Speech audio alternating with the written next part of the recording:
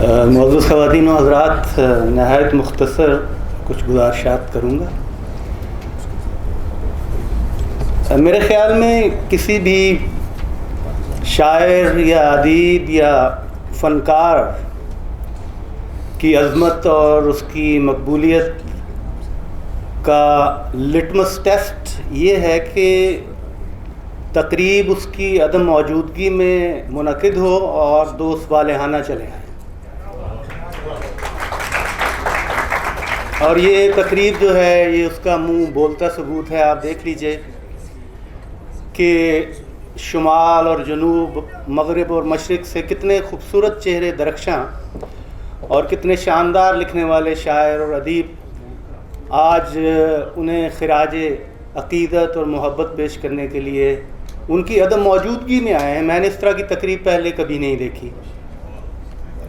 تو ان کے اہل خانہ جو یہاں تشریف لائے ہیں وہ فیصل اجمی صاحب کو مبارکباد دیں تھائی لینڈ میں کہ یہاں پہ دوست ان کے ساتھ بہت زیادہ محبت کرتے ہیں، والہانہ محبت کرتے ہیں۔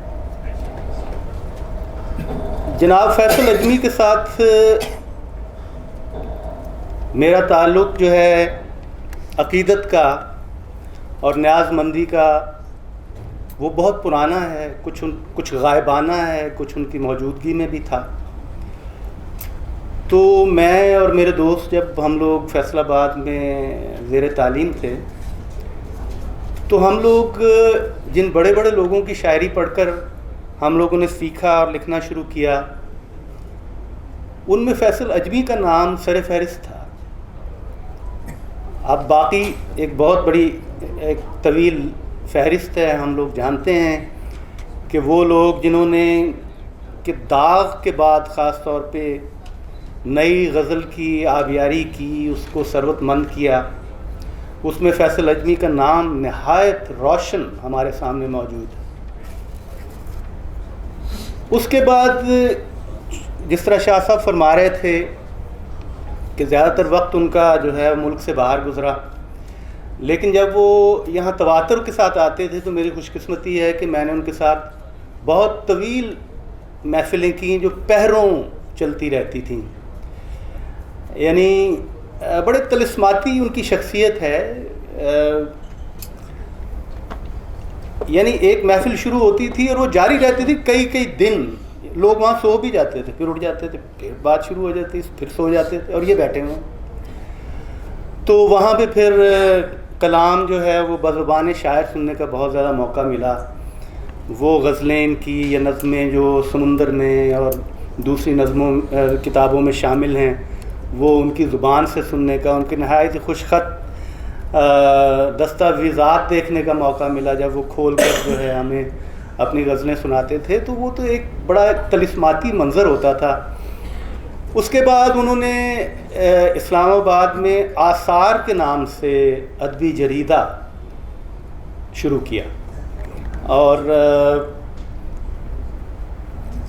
بلو ایریا میں اس کا نہایت شاندار انہوں نے دفتر بنایا اور بہت ہی عمدہ جو ہے ایک گروپ انہوں نے تشکیل دیا جس میں کہ پروفیسر ریاض احمد ریاض، سمینہ راجہ، توصیف تبسم صاحب، یہ سارے لوگ تھے۔